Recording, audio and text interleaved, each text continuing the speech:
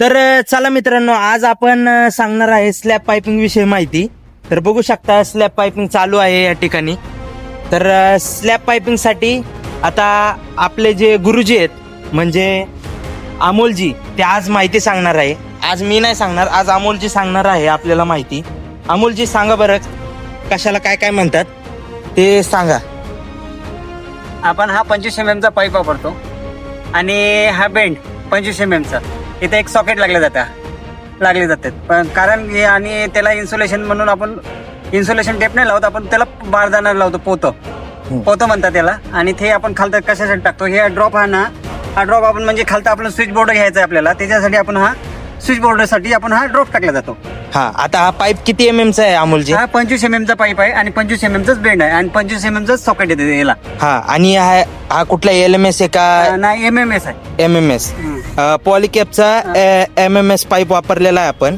आणि काय ह्याचं म्हणजे सांगा बरं की हा पाईप कासाठी यूज होतो, म्हणजे स्लॅब पायपिंग साठी आपण MMS पाईप का वापरतो? कारण की तो त्याला थिकनेस जास्त असते आणि थिकनेस जास्त असल्यामुळे तो स्लॅब भरताना आहे ना, ते दबाव नाही म्हणून त्याचं ते हे होतं. बर, अजून काय सांगचाल, अजून काय इम्पॉर्टंट आहे? त्याच्यासाठी आपल्यासाठी एक बेंडचा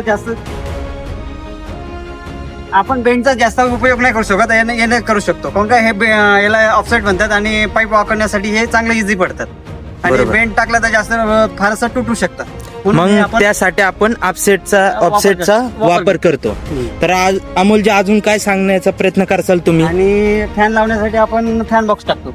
हा, अजून तुम्ही मला एक सांगा की आपण हे पाईप बांधतो का?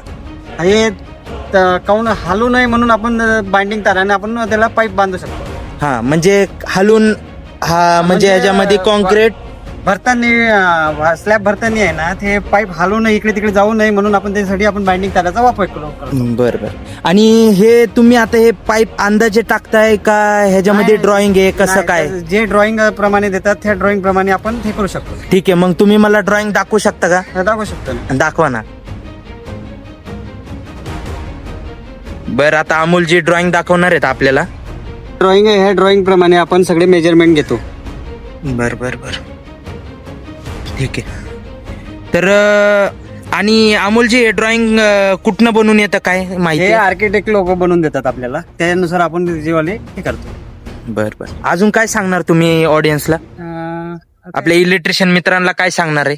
काही नाही, फक्त आपण सरफेस डब्बी टाकू शकतो. सरफेस लाईट पॉईंट द्यायचे असेल याला तर आपण सरफेस डब्बी टाकू शकतो. आणि सिलिंगला द्यायचं असेल तर आपण त्याला डीप जंक्शन म्हणतो त्याला. बर, डीप जंक्शन आपल्याकडे आहे का आता? आहे ना, अवेलेबल. हा, दाखवा बरं जरा.